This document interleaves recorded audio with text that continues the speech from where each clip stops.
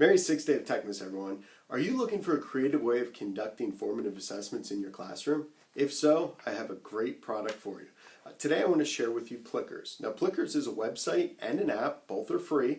What it allows you to do is you can ask your students questions and they hold up a target that looks like this. And depending on the choice of their answer, they will hold it a different way. There's little letters A, B, C, D on here. They hold it up, you scan it with your iPad, and it instantly records their responses. You can go back at a later point in time and look at the reports, and you can use this to help drive your instruction. It's very easy to do. Like I said, it's free, so check out the steps on how to set it up. All right, to get started, you're going to want to visit the website, plickers.com. You're going to need to create a free account, and once that's set up, then you're ready to begin. The first step is to actually set up your classes, so I'm going to click on the Classes tab. From here, you can see I already have 3 classes that I've been using, so I'm going to click on Add a New Class. From here, you want to give your class a name. You're going to want to select the year, so what grade level you're working with. You want to select your subject, and then you have the ability to pick a class color. When you're finished, click on Save. From here, you can now start adding a roster. So I can click on Add Roster here, and then I'm going to type in a few names. So now that I have a couple of names that I just typed in, I'm going to hit Save. Now this will automatically assign a number to each student. That number is going to become important a little bit later on because this is how you're going to assign the cards. The next thing you're going to want to do is to start building your library. So now I click on Library, and I can create a brand new group if I want to. So underneath my library, you'll see that I have a couple of different folders. So I'm going to click on New Folder.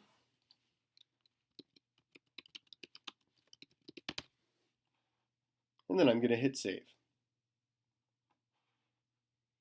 So now that I am inside that folder, I can start adding questions. Now I recommend using the folders because it helps you organize your questions a lot easier.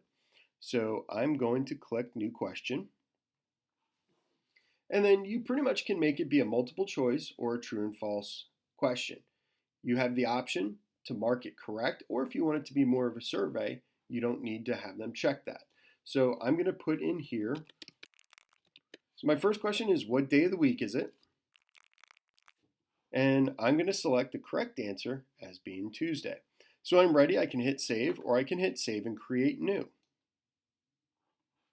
So I'm just going to add a true and false question to show you what that looks like. So this website is awesome, and I'm going to make that be the correct answer of true. So now I could hit Save and Create New. Now I'm done adding my question, so I'm going to hit Cancel. So in my library, under the folder Sample for Training, I now have 2 questions. Now I'm ready to assign it.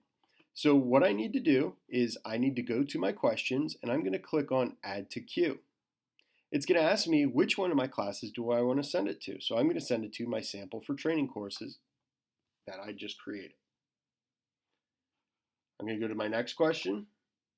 I'm going to add that one as well. So over here on the right-hand side, you will see those questions are ready to go. Now before you give this to your students, you need to go click on Cards at the top. And this is where you can set up your Plickers card set. So you have a couple of choices here depending on how many students you have in your class. If you're using a larger group of 63, you could do it here.